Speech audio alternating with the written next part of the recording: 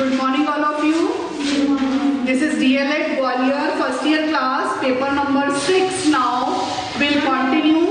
In the last class we have taken the first class for this subject.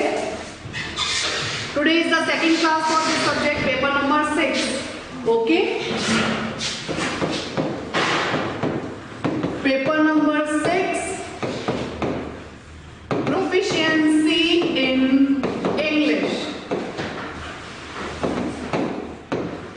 Proficiency in English.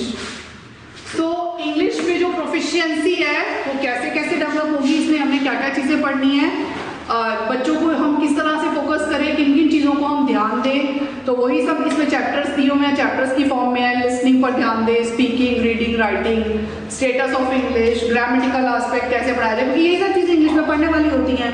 तो इन्हीं को कैसे develop करना चाहिए, इनके कौन से मेथड्स होते हैं, एज अ टीचर हमें क्या क्या पता होना चाहिए, वो सब चीजें हम इस बुक में जो है हमने कर दी हैं।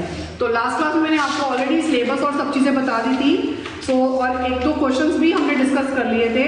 सो इसका जो क्वेश्चन नंबर 1 है, I have taken already in the last class. जैसे क्वेश्चन नंबर 1 मैंने इसमें लैंग्वेज से शुरू किया था, what is language and what are the characteristics of language. तो लैंग्वेज जो टर्म है वो मैंने बताया था कि लैटिन भाषा के शब्द लिंगुआ से डराई हुई है, बताया था ये चीज। सो लिंगुआ का मतलब क्या होता है, द टंग, हम टंग को ट्विस्ट करते हैं और हमारे मुंह से नए नए शब्द निकलते रहते हैं। तो हर लैंग्वेज में अपना एक तरीका होता है जिससे कि हम अपनी बात, लेकिन टंग ट्विस्ट तो हर जगह करते हैं और एक भाषा फ्रेम हो जाती है। तो this is called language. So language की हमने विशेषताएं पढ़ी थी, उसके कुछ यूनिक फीचर्स पढ़े थे, कैरेक्टरिस्टिक्स पढ़े थे। सो उसके अलावा हमने फिर क्वेश्चन नंबर 1 किया था, what is the perspective of teaching English at elementary level. Elementary level पर क्या बात पे ध्यान देना चाहिए। फिर हमने क्वेश्चन नंबर 2 भी कर लिया था, discuss the perspective of appropriate age for beginning the teaching of English. ठीक है, सो क्या एक राइट एज होनी चाहिए जहां से हमें इंग्लिश को स्टार्ट करना चाहिए। तो हमने इसके लिए बहुत तरह से पॉइंट पढ़े थे, जिसमें हमने इसको आंसर को 2 एस्पेक्ट्स में हमने जो है मतलब कंसीडर किया था। एक तो प्रिंसिपल ऑफ सिलेक्टिविटी के फेवर में पॉइंट और उसके अगेंस्ट में पॉइंट पढ़े थे। तो प्रिंसिपल ऑफ सिलेक्टिविटी मतलब कुछ बच्चों को ही पढ़ाना चाहिए और अगर इसको अपोज करते हैं तो ये सबका राइट है, सबको पढ़ाना चाहिए। ठीक है, तो यहां से इस तरह से हमने इस आंसर को शो करना है। अब आ जाते हैं आज का तीसरा क्वेश्चन जो हमने आज करना है, what are the aims and objectives of teaching English. What are the question number 3, what are the aims and objectives of teaching English. आप इंग्लिश पढ़ा रहे हो, किस तरह का उद्देश्य रखते हो जो पूरा होना चाहिए, उन्हें हम एम्स एंड ऑब्जेक्टिव्स कहते हैं। एम्स होते हैं बेटा द मेन टारगेट और goal which you want to achieve. So main target या गोल क्या है जो इंग्लिश पढ़ाने के बाद अचीव होगा, और ऑब्जेक्टिव्स मतलब वो छोटे छोटे रास्ते जो हम उस मेन टारगेट को अचीव करने के लिए अप्लाई करेंगे, यूज करेंगे। सो इस तरह से क्या क्या एम्स एंड ऑब्जेक्टिव्स होने चाहिए टीचिंग इंग्लिश के। सवाल समझ आया? इस सवाल का जवाब आप 2 पार्ट्स में देंगे, एट एलिमेंट्री लेवल और at secondary level. Elementary level आप 8th क्लास तक का कह सकते हैं और सेकेंडरी लेवल जो है वो 9th और 10th का कह सकते हैं, और सीनियर सेकेंडरी में 11th 12th आ जाता है। सो हम यहाँ पर बात कर रहे हैं, तो इसको हम 2 पार्ट्स में जब बात करते हैं, तो यहाँ पर बेटा जब हम एलिमेंट्री लेवल पर बात करते हैं तो आप यहाँ पे 4 फोल्डिंग एम्स की बात करते हो। किसकी बात करते हो? इन्हें हम बोलते हैं 4 फोल्डिंग एम्स। ये 4 फोल्डिंग एम्स हमारे 4 स्किल्स से निकल कर आए हैं। जैसे कि हमने बताया कि बच्चों को क्या चीज आनी चाहिए, LSRW हमने लास्ट टाइम पढ़ा था ना, लिसनिंग, स्पीकिंग, रीडिंग, राइटिंग। तो ये जो LSRW है यही से आपके 4 फोल्डिंग एम्स डराइव हुए हैं। Is it okay? सो आप यहाँ देख सकते हैं अपनी बुक में वो 4 फोल्डिंग एम्स कौन कौन से हैं। First point is to understand the written English. Sorry, इसमें आप पहले सेकंड पॉइंट पढ़ना, to understand the spoken English. पहला पॉइंट हम क्या बात करें, to understand the spoken English, LSRW। इसमें पहला क्या है, टू अंडरस्टैंड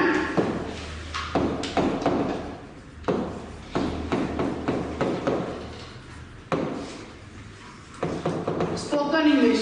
कोई व्यक्ति बोल रहा है, आप उसे कैसे समझते हो, किसके थ्रू, तो ये एक तरह से किससे रिलेटेड एक्टिविटी हो गया, लिसनिंग स्किल से रिलेटेड। Is it okay. पहला फोर होल्डिंग गेम में क्या होगा कि उद्देश्य क्या होता है प्राइमरी लेवल पर कि बच्चा जो है ना, कोई अगर कोई बात कर रहा है इंग्लिश में आपसे, तो बच्चा आपकी बात को समझ सके, और उसके लिए क्या डेवलप करने की जरूरत है, listening skill. Is it okay. दूसरा क्या है, स्पीकिंग, तो टू स्पीक करेक्ट इंग्लिश। दूसरा होल्डिंग गेम क्या होगा,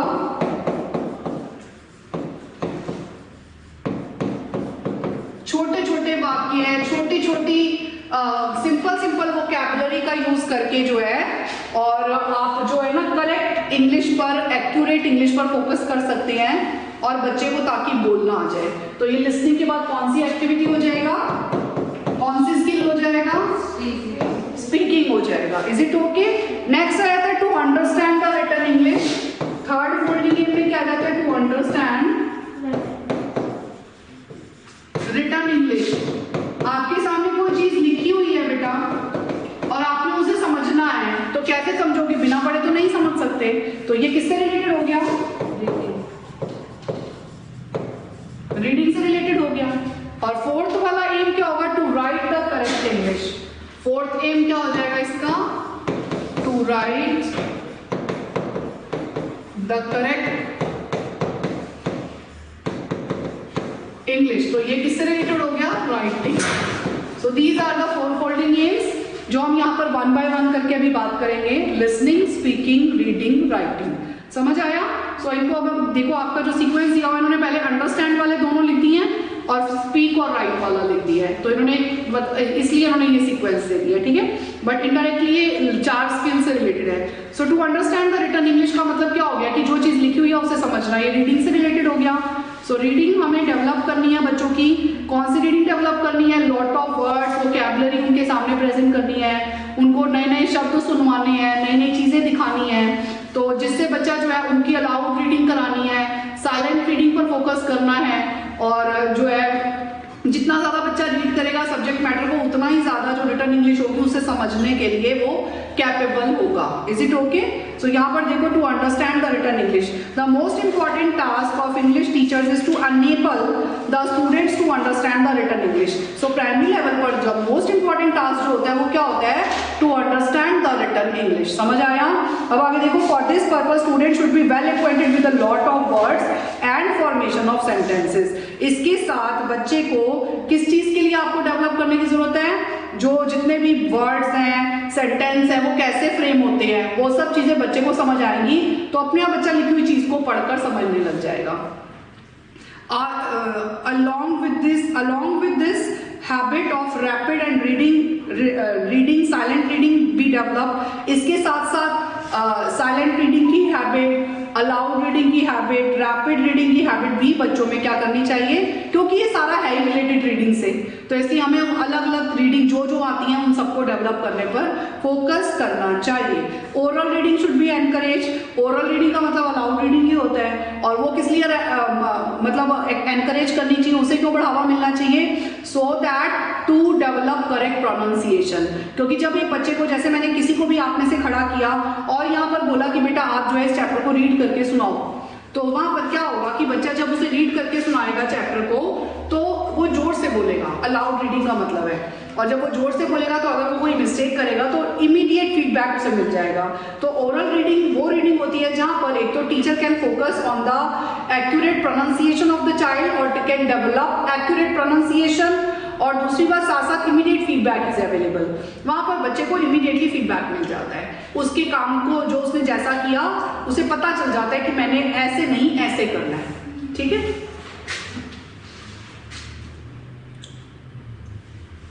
In it comes the comprehension of passages where the questions should be simple in beginning।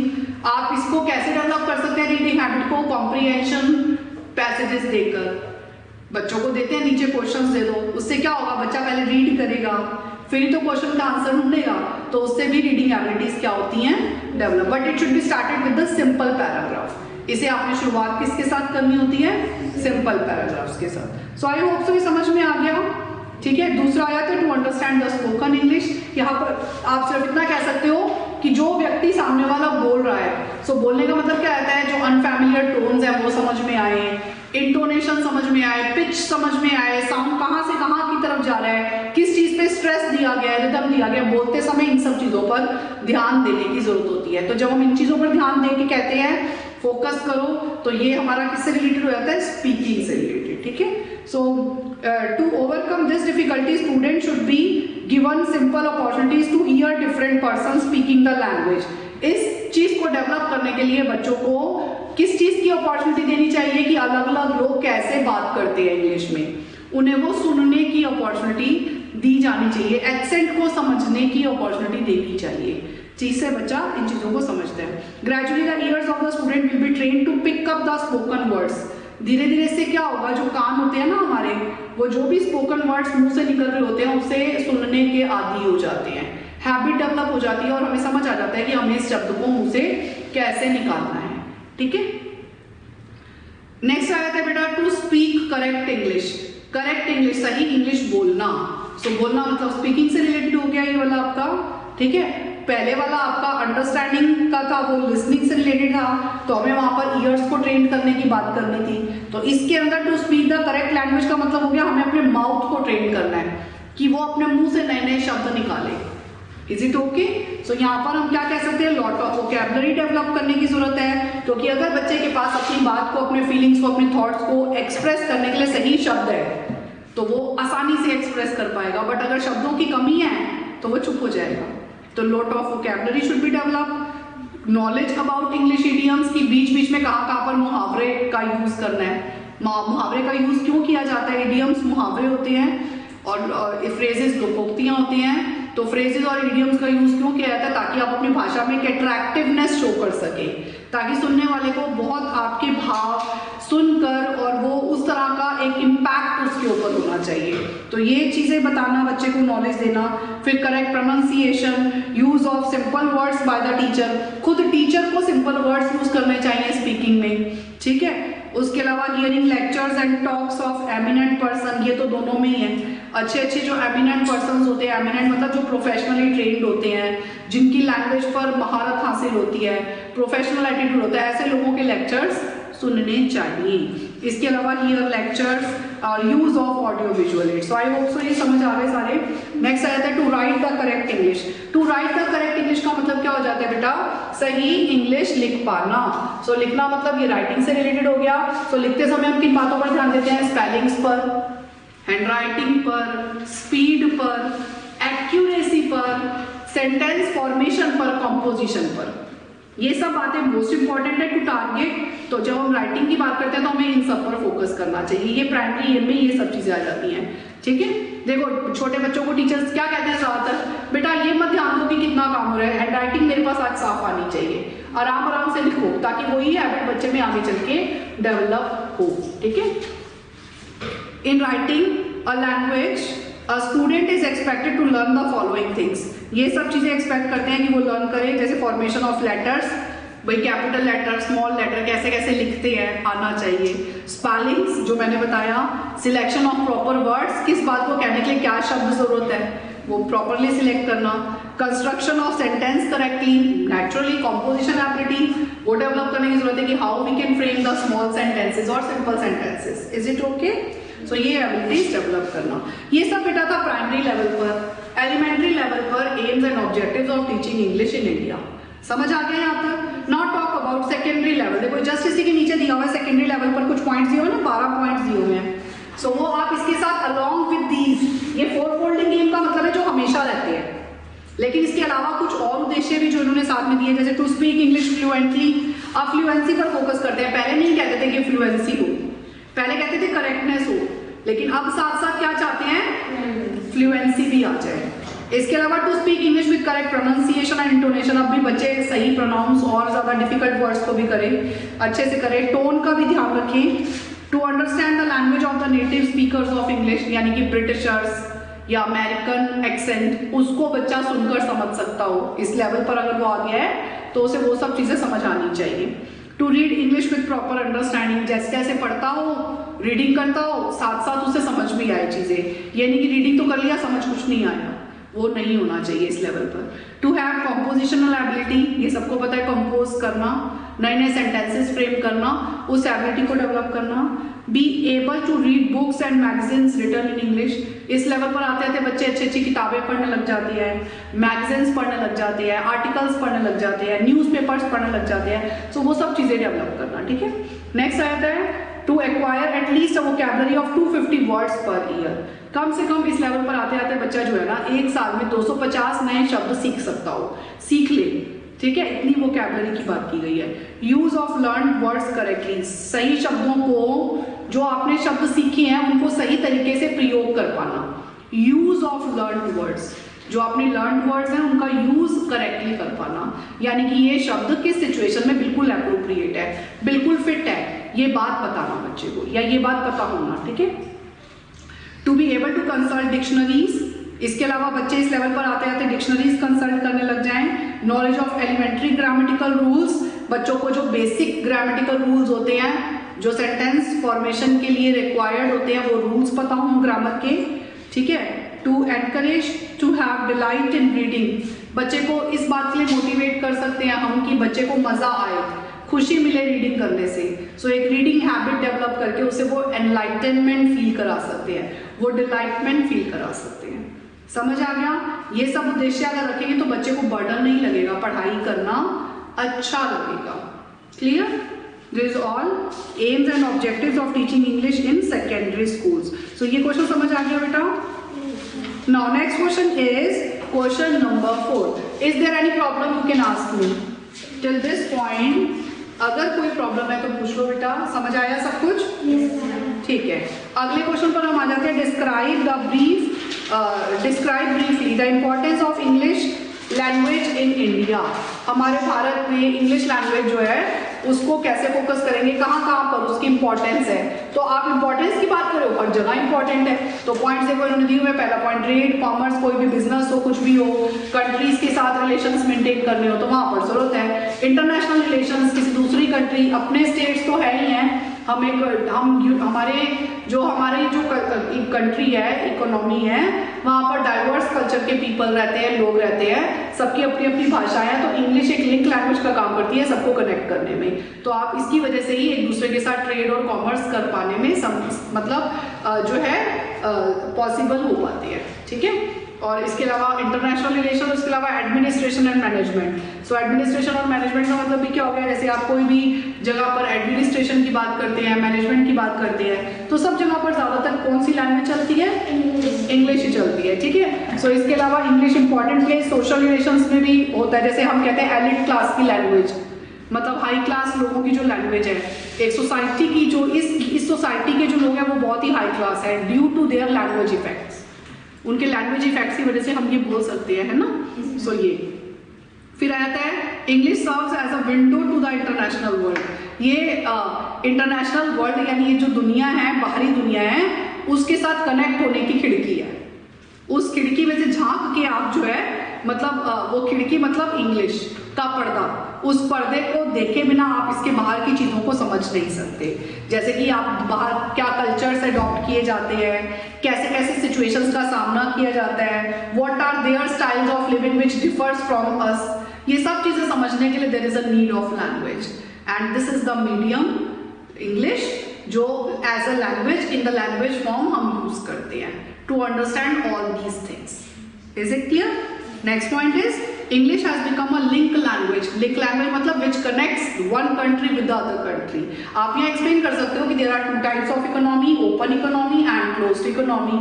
Closed economy is that economy which has no economic relations with the others. So there is no need of any other language. But if we live in the open economy, there's a need to link, there's a need to maintain economic relations with others like trade or through commerce or for higher education also. So these all can be attained only with the help of some language. Is it okay? So यहाँ पर फिर अगर हम बात करते हैं तो that's why it is called as link language which connects us from others. ठीक है। It is a rich language. Rich क्यों? क्योंकि ये इतनी पावरफुल है कि ये एंशिएंट पीरियड से टिल डेट आज तक चल रही है। इतना उतार चढ़ाव आया, सब चीजें बदली, बट इंग्लिश को हम नहीं नकार पाए, इंग्लिश को हम लीव नहीं कर पाए। ठीक है, सो इसलिए एक रिच लैंग्वेज बोलते हैं। Important role in higher education also, it plays important role in higher education. अगर आप बात करते हो कि मुझे आगे और पढ़ना है, फर्दर स्टडीज के लिए जाना है, अभी यूक्रेन में कितने हमारे इंडियंस जो है वो दिखाई दिए हैं, सो वहां पर उन्हें इंग्लिश आती होगी तो गए हैं ना, एक मीडियम ऑफ लैंग्वेज आता होगा तो हायर स्टडी कर पाए। इवन लाइब्रेरी की लैंग्वेज भी इंग्लिश होती है। आप लाइब्रेरी में देखोगे हायर लेवल पर जो भी बुक्स मटेरियल्स अवेलेबल होते हैं, everything is available in English medium. So वहां पर भी आप कह सकते हो कि इंग्लिश का रोल जो है वो इंपॉर्टेंट रोल है। So these are the importance of English in India. I hope so ये क्वेश्चन समझ आ गया। ठीक है, दो दो तीन तीन वाक्यों में आप इसके पॉइंट्स को एक्सप्लेन कर देंगे। ठीक है, now talk about next question. Question number 5. Discuss briefly the reasons for the importance of English as a second language in our educational system. हमारे भारतीय शैक्षिक ढांचे के अंदर जो भाषा है उसे एक सेकेंड लैंग्वेज की तरह जो हम इम्पोर्टेंट मानते हैं। तो क्यों मानते हैं? क्योंकि आप मदर टंग को तो अवॉइड कर नहीं सकते। So always their first language would be your mother tongue, that is Hindi. ठीक है, जो हमारी अपनी भाषा है। लेकिन उसके बाद इसे सेकंड प्लेस दिया गया क्योंकि इसके बाद अगर कुछ है जो हमें दुनिया के साथ कनेक्ट करता है, इसके बाद अगर कुछ है जो हमें हायर एजुकेशन दे सकता है, या इसके बाद जो है जो हमें एक दूसरे के साथ रिलेशंस मेंटेन करने में मदद कर सकता है, सो वो कौन सी लैंग्वेज है? Our second language, that is English language. तो इसलिए बहुत जरूरी है इसे सेकेंड लैंग्वेज की तरह स्कूल्स में पढ़ाना, क्योंकि आप इसे फर्स्ट लैंग्वेज का दर्जा तो नहीं दे सकते। It's not our native language, ये हमारे यहाँ की भाषा नहीं है, लेकिन इसे सेकेंड लैंग्वेज की तरह कंपल्सरी फॉर्म में पढ़ाना बहुत बहुत जरूरी है। यहाँ तक समझ आया? बट इसके कुछ कॉजेज है, देखो नीचे दिए हुए हैं। Causes responsible for the downfall standard of English in India. इसका मतलब है कि इतना होते हुए भी कि हम इसे सेकेंड लैंग्वेज की मान्यता दर्जा देते हैं, बट रादर इसका डाउनफॉल स्टैंडर्ड है। डाउनफॉल स्टैंडर्ड मतलब कि इसको उतनी इज्जत नहीं मिली ऐसे कह लो, या जिस लेवल पे आप इसे अचीव करना चाहते हो, इसके उद्देश्य को आप उस उद्देश्य को उस लेवल पर अचीव नहीं कर पाते। उसके पीछे छुपे हुए कारण कौन से हैं?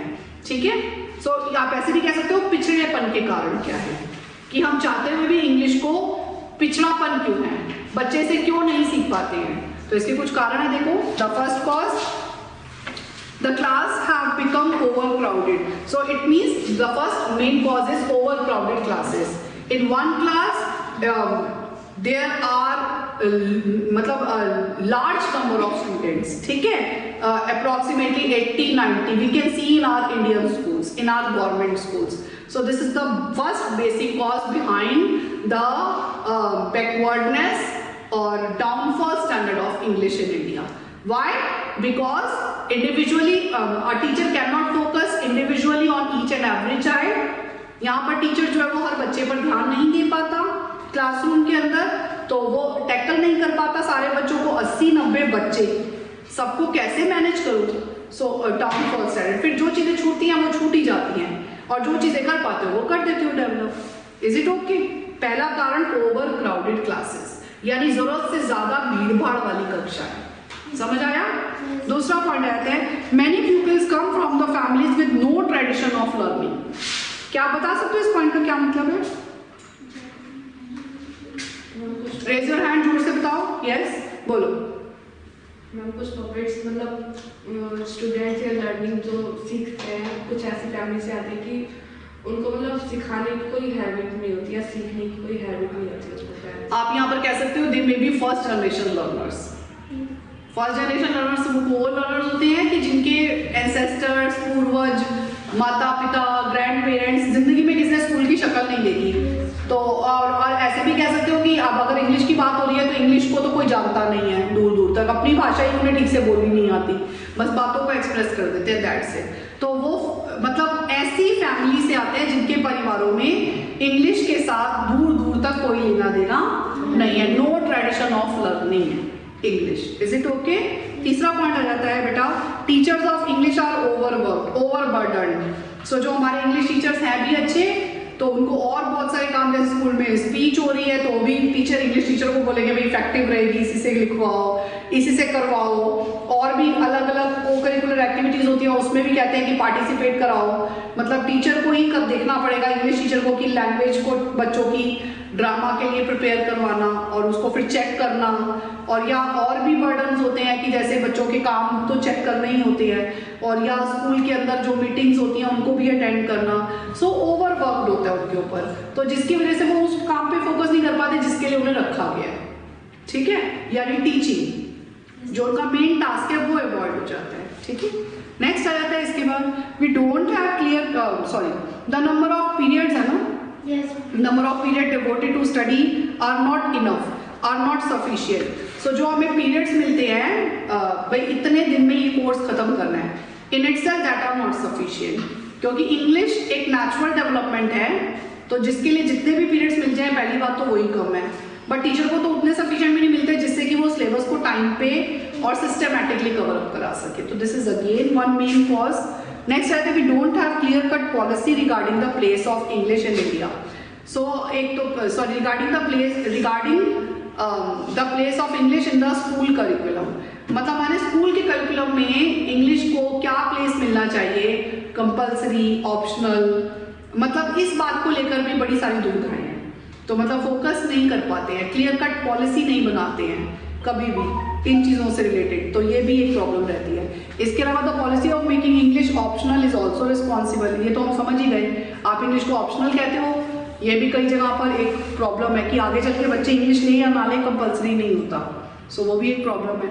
नेक्स्ट आता है average Indian teachers, means they are Indian teachers are not trained, they don't get sufficient training, उन्हें वो ट्रेनिंग नहीं दी जाती, वो है तो इंडियन ही अल्टीमेटली, तो कहीं ना कहीं मदर टंग का यूज़ करना, बच्चों को उस तरह के सिचुएशंस दे पाना, वो कई बार वो नहीं कर पाते।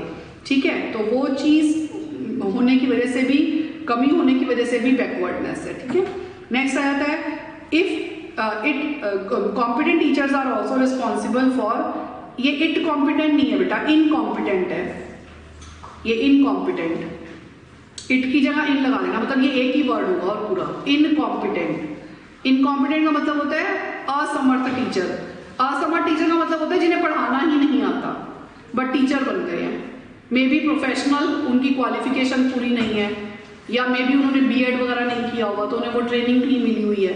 सो किसी भी कारण से दे आर इनकॉम्पिटेंट, वो असमर्थ है, उन्हें इंग्लिश पढ़ाने के लिए रख तो लिया है लेकिन वो उसके लिए कैपेबल नहीं है। So which is not capable, ठीक है, who don't have the ability, so उसको बोलेंगे इनकॉम्पिटेंट टीचर। ये भी डाउनफॉल स्टैंडर्ड के लिए रिस्पॉन्सिबल है। क्या करते हैं, कम कम सैलरी में परमानेंट टीचर किताबों में कुछ और नाम होता है और ऐसे कुछ कुछ पैसों के लिए ही टीचर्स बदल देते हैं। आए दिन स्कूलों में टीचर्स चेंज हो रहे होते हैं, कोई तो अच्छा पढ़ाते हैं लेकिन कोई अच्छा नहीं पढ़ाता। नेक्स्ट आता है method of teaching are also defective, teaching methods भी बहुत डिफेक्टिव होते हैं। कई बार जो टीचर्स मेथड यूज करते हैं वो मेथड ही अच्छा नहीं होता, जो बच्चे की एज के अकॉर्डिंगली, कैलिबर के अकॉर्डिंगली, कैपेबिलिटी के अकॉर्डिंगली वो ऐसे मेथड्स टीचर यूज नहीं करते। अगला आता है text books are of sub standard quality, they are not well graded. जिस तरह की किताबें होनी चाहिए कि वो बच्चे में रीडिंग डेवलप कर सके, नए वर्ड्स, नई वोकैबुलरी एज के अकॉर्डिंगली अपडेट हो हर टाइम, नए नए एडिशंस तो आते हैं लेकिन नए एडिशंस में नए अपडेट्स नहीं आते हैं। एडिशन तो हमेशा रीप्रिंट करवा देते हैं नया, कि नया लो, लेटेस्ट लो, लेकिन उसमें ऐड के नाम पर जो गलतियां होती हैं वो पहले भी वही थी, अब भी वही है। मॉडिफिकेशंस नहीं करते, एडिटिंग्स नहीं करते, वो चीजें नहीं होती, अपडेट्स नहीं मिल पाते टाइम पर, रेगुलर अपडेट्स अवेलेबल नहीं होते, ये सब कारण। ठीक है, सो इसलिए टेक्स्ट बुक्स वेल ग्रेडेड नहीं होती हैं। फिर एग्जामिनेशन सिस्टम हमारा इसके लिए फॉल्टी है, एग्जाम रिस्पॉन्सिबल है, उस तरह का एग्जाम नहीं होता जो बच्चों में उस नॉलेज को चेक कर सके। मतलब सब कुछ एग्जाम सेंटर्ड है, या ऐसा कह लो, बच्चे सिर्फ वो चीज पढ़ते हैं जो एग्जाम में आनी है, जो एग्जाम में नहीं आनी उसे नहीं पढ़ना चाहते, ये भी एक कॉज है। Inadequate material facilities are available to the students. इसके अलावा जैसे ऑडियो विजुअल एड्स स्कूल्स में अवेलेबल नहीं होते। कई बार चीज़ें सिखाने के लिए, सुनाने के लिए हेडफोन्स होने चाहिए, ताकि बच्चे को एक करेक्ट प्रोनाउंसिएशन याद हो जाए। बार बार सुनते हैं लिंगुआ फोन, ग्रामोफोन, इनका यूज करने से बच्चे को सुनाई बार बार देता है, मतलब बार बार वो एक ही शब्द को जब रिपीटेटिव फॉर्म में सुनता है तो उसे वो चीज़ समझ में आ जाती है। तो ऐसी चीज़ें नहीं यूज करते हैं, ठीक है। क्यों नहीं करते? ड्यू टू इकोनॉमिक कंडीशंस, पैसे नहीं होते हैं, उतना रिसोर्सेज अवेलेबल नहीं होते हैं, तो ये भी एक कॉज है, ठीक है।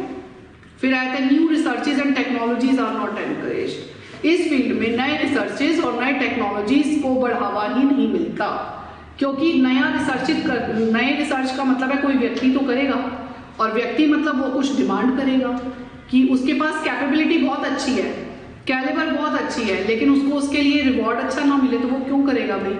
मतलब सैलरी, सिंपल सी बात है, बोनस या अपॉर्चुनिटीज, कोई चीज चाहिए, टूल्स या डिस्कशंस, मीटिंग्स, वो सब उसे नहीं मिलेगा तो वो नहीं करेगा ना। तो ये इस फील्ड में आप नए रिसर्चेस एनकरेज नहीं करते हैं, उन्हें बढ़ावा नहीं मिलता, इस वजह से भी जो है इंग्लिश बैकवर्ड है। समझ आ गया? आगे आता है बेटा नेक्स्ट मेथड, अगला question, next question, discuss the general principles of teaching English language. General principles, सामान्य सिद्धांत जो आपको एक इंग्लिश टीचर को पता होने चाहिए पढ़ाते समय इंग्लिश लैंग्वेज के क्लासरूम में, वो कौन कौन से होते हैं? पहला है principle of sense training. Senses क्या होते हैं? That there are 5 senses we all have, ठीक है, आईज, ईयर, नोज, स्किन और टेस्ट, ठीक है। Senses are the gateways of knowledge. Gateways of knowledge होते हैं जिनकी वजह से ही हम हर तरह की जो नॉलेज है उसे गेन कर पाते हैं, या ऐसे कह लो कोई भी इंफॉर्मेशन जो बाहरी दुनिया में है वो मेरी बॉडी में कब एंटर होगी? थ्रू आवर सेंसेस, ठीक है। तो अगर हमारे सेंसेस ठीक ढंग से ट्रेंड होते हैं, वर्क करते हैं, उन्हें पता होता है क्या इंपॉर्टेंट है क्या नहीं इंपॉर्टेंट है, तो हमारी परसीविंग भी अच्छी होती है। परसीविंग का मतलब हमारा जो ब्रेन है उसको वो सही काम करता है, इस दुनिया को सही तरीके से देखने का नजरिया उसमें डेवलप होता है अगर सेंसेस ठीक ढंग से काम करते हैं। अब मान लो मुझे कम दिखाई देता है और मैंने चश्मा भी नहीं पहना हुआ, तो कोई चीज मुझे कुछ भी लग सकती है। अब वो कुछ भी नहीं है, पर्दा हिलता हुआ सा नजर आया, लेकिन मैंने तो देखा, सोच लिया वो सांप है, ये चीज सोच ली। तो अब यहाँ पर क्या है कि सेंसेस की वजह से परसीविंग भी क्या हो गई? गलत हो गई, कि मैंने तो समझ लिया सांप है। तो हमारे एक्सटर्नल वर्ल्ड को देखने का जो नजरिया है ना वो चेंज हो जाएगा due to our inappropriateness in senses. अगर या सेंसेस ठीक ढंग से काम ही नहीं कर रहे हैं, या सेंसेस को ट्रेनिंग ठीक ढंग से नहीं मिल रही है। अब ट्रेनिंग का मतलब क्या होता है कि आप उनको जितना ज्यादा काम करने की आदत डालोगे, ट्रेनिंग उस आदत को कहते हैं, तो उतना ज्यादा बच्चे के सेंसेस डेवलप होंगे, और अगर सेंसेस डेवलप होंगे तो उसकी परसीविंग एबिलिटी अच्छी होगी। और सेंसेस को कैसे ट्रेन किया जा सकता है? क्लासरूम में बच्चे को डायरेक्ट एक्सपीरियंसेस देकर, जैसे ठंडे और गर्म का जो डिफरेंस है वो बच्चा टच करके ही रियलाइज कर सकता है। सो यहाँ पर उसके टच सेंस को ट्रेन करने की जरूरत है। सो ऐसे ट्रेनिंग दी जानी चाहिए। समझ आ गया? ठीक है। सो यहाँ पर आप बच्चे को बोलने को भी लेकर जो है उसके सेंसेस को ट्रेन कर सकते हो। जैसे बच्चे को देखकर समझ आएगा, इंग्लिश को सुनकर समझ आएगा, बोलकर समझ आएगा। सो इसके थ्रू आप उसको ट्रेन कर सकते हैं। दूसरा प्रिंसिपल क्या हो सकता है लैंग्वेज टीचिंग का? Principle of learning by doing. Learning by doing का मतलब एक्टिविटी में इन्वॉल्व होना, करके सीखने पर बल देना। ठीक है। सो कोई भी चीज, आज के जो बच्चे हैं ना वो पैसिव लिसनर्स नहीं है, they are the active participants. And today the education is child centred education. So there is a need of things doing by, मतलब there is a things to learn by doing. करके सीखने पर आधारित होनी चाहिए चीजें। ठीक है। उन्हें हर काम के लिए कुछ ना कुछ करना चाहिए, करवाना चाहिए। जैसे बोलना सिखाना है तो साथ साथ बुलवाओ कि बच्चा आपको नकल करे और साथ साथ बोल के भी दिखाए, तो उससे उसे वो चीज बोलनी आ जाएगी। नेक्स्ट आता है principle of from concrete to abstract. Principle to follow from concrete to abstract. क्या मतलब होता है बेटा कॉन्क्रीट और एब्स्ट्रैक्ट का? Can you tell? Please raise your hand if you know about this. Is very very important term, concrete से abstract. Concrete to abstract का क्या मतलब होता है?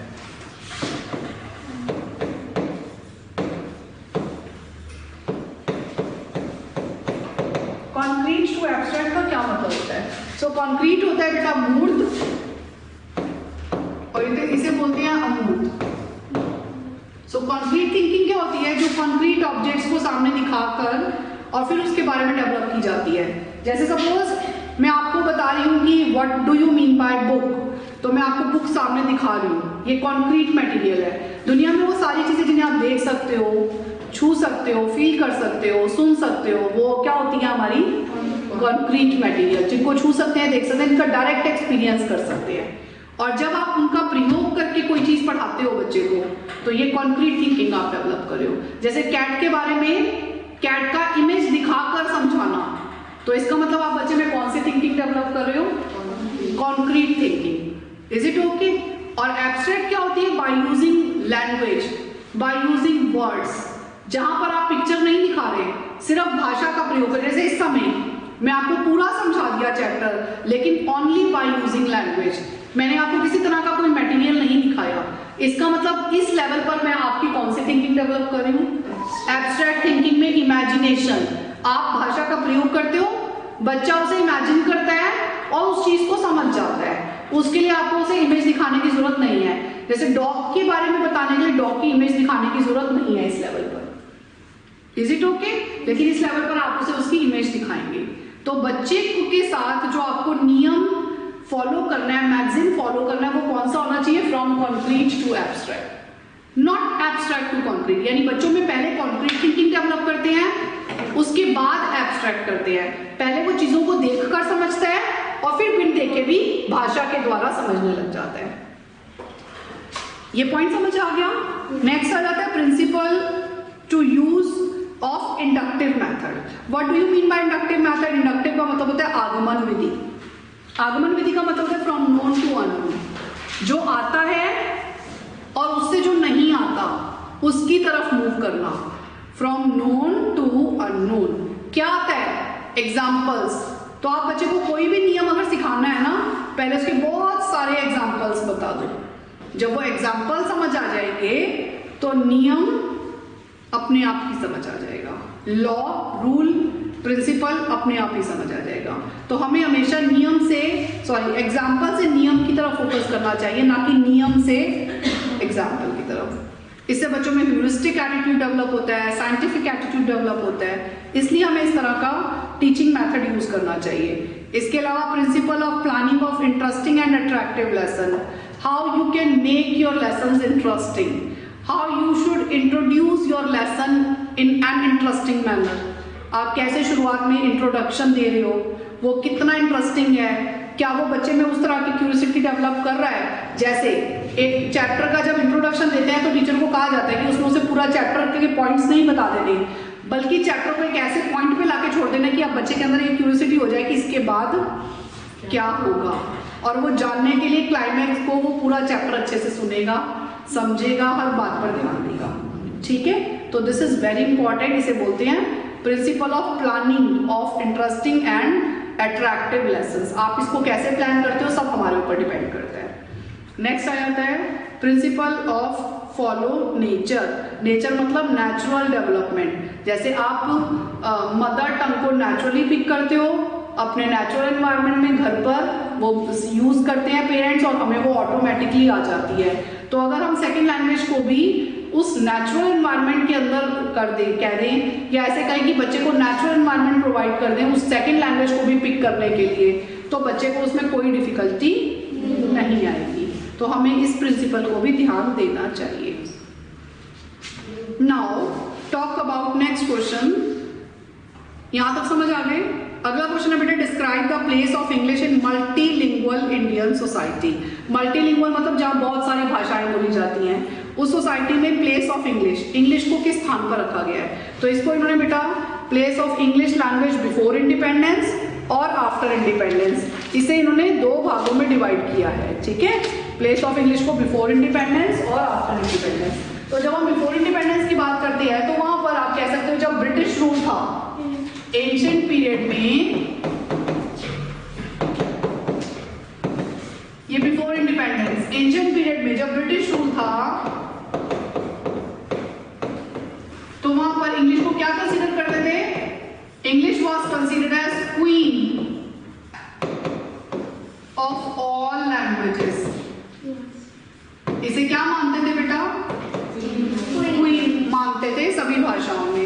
It was compulsory to study, to get to learn, मतलब हर चीज करने के लिए कंपल्सरी था, ठीक है। इवन लॉर्ड मैकॉलेज आए,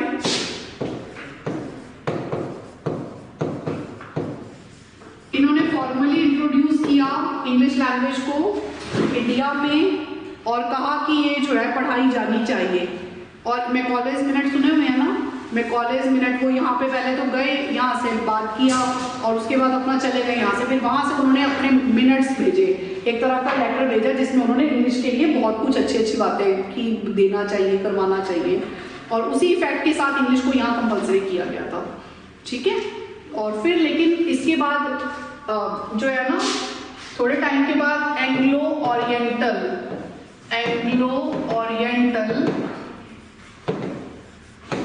कंट्रोवर्सी भी आई। ये सुनी हुई है किसी ने? Anglo oriental controversy. एंग्लो मतलब एंग्लिस्ट जो इसे फॉलो करते थे, ओरिएंटल को, पॉलिसी को फॉलो करने वाले ओरिएंटलिस्ट हो गए। अब ये कौन होते हैं? जो ओरिएंटलिस्ट है, जो who encourages use of mother tongue. इसमें वो सारे लोग आ गए जो मदर टंग को फोकस करते हैं, जिनके हिसाब से मदर टंग होनी चाहिए भाई, क्योंकि कंट्रोवर्सी तो यही होगी ना कि मदर टंग या इंग्लिश।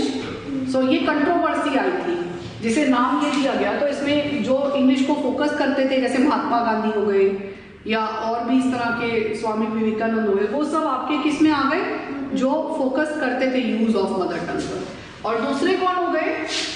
हु सपोर्ट्स इंग्लिश, जो किसे सपोर्ट करते थे कि नहीं भाई इंग्लिश तो पढ़ाई जानी चाहिए।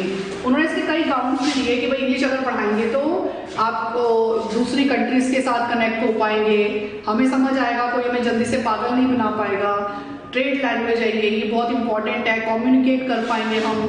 उस समय तो वैसे भी पूरा ब्रिटिश रूल ही था, तो कहीं हमें काम मिल जाएगा, हम खाली नहीं बैठेंगे।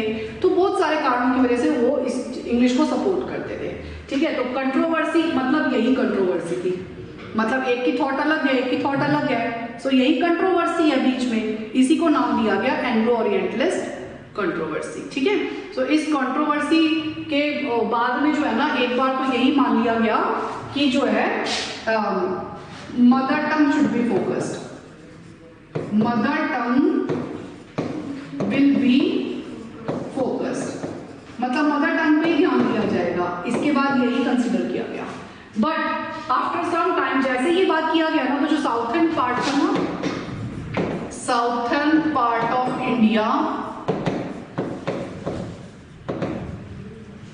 अपोज्ड इट, मतलब केरल साइड के जो लोग हैं ना, तो वहां पर उन्होंने कहा कि बिल्कुल छोड़ देंगे, हमें तो हिंदी नहीं आती भाई, हम तो नहीं हिंदी में कुछ कर सकते, हमें तो नहीं। मतलब जब ये बात आई तो फिर जो है ना, मतलब अपोज किया, तो फिर इंग्लिश को प्लेस देना पड़ा, ठीक है। सो फिर उसके बाद इंग्लिश को क्या प्लेस मिला? English as an link, sorry link नहीं, ऑफिशियल, ये क्या हो गया?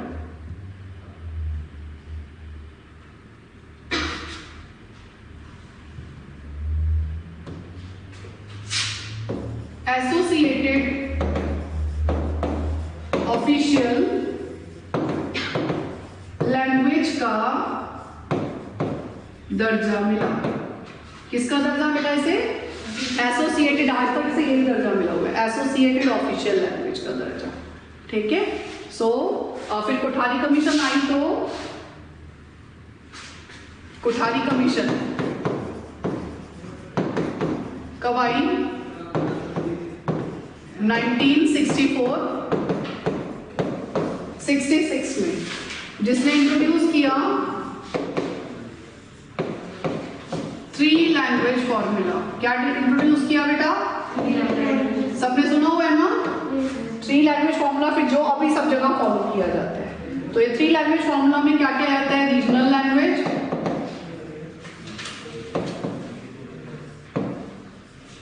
Mother tongue and foreign language.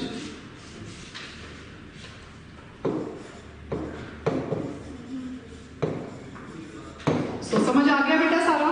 This is all about before और आफ्टर इंडिपेंडेंस, ठीक है।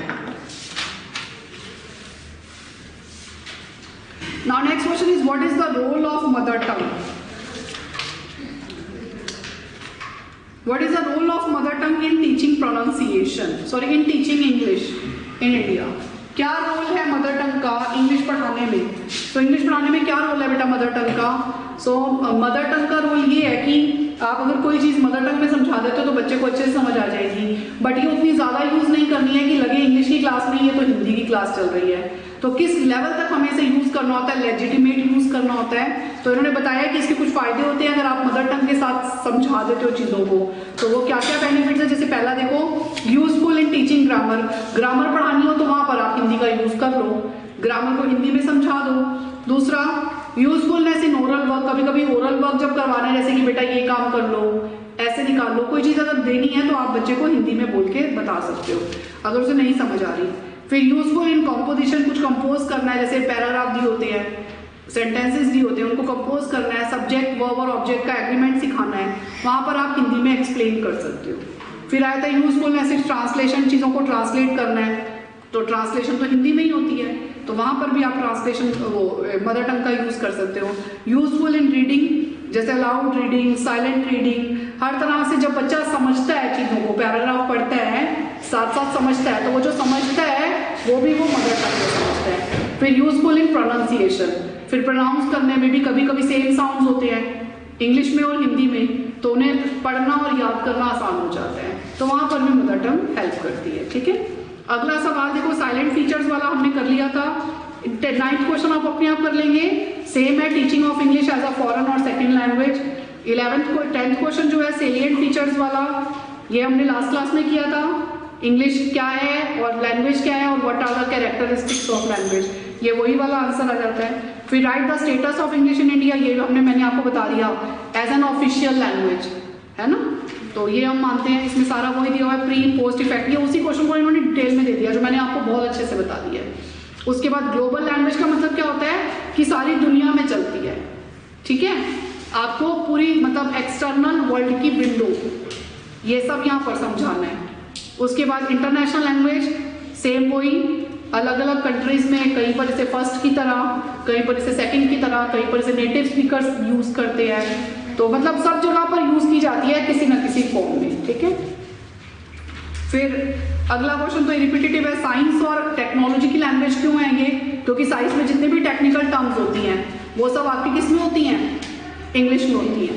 लाइब्रेरी में जितनी भी बुक्स होती हैं साइंस से रिलेटेड, कंप्यूटर से रिलेटेड, वो सब किस में होती हैं, इंग्लिश में होती हैं। फिर अगला आया था लाइब्रेरी लैंग्वेज है, क्योंकि हायर बुक्स जो लाइब्रेरी में होती हैं वो भी सारी किस में होती हैं, इंग्लिश में होती है, कि वही पॉइंट्स ना बेटा डिटेल दिए हुए हैं। और 3 language formula again I have already told you, Kothari commission ने दिया था ना ये ट्राई लैंग्वेज फॉर्मूला, ठीक है। सो आप इसके साथ ही ये आपका चैप्टर जो है वो फिनिश हो जाता है। समझ आया पूरा अच्छे से, ठीक है। So in the next class I will start with listening and speaking. आज की क्लास समझ आई? Yes, ma'am. चलो bye bye all of you, bye bye.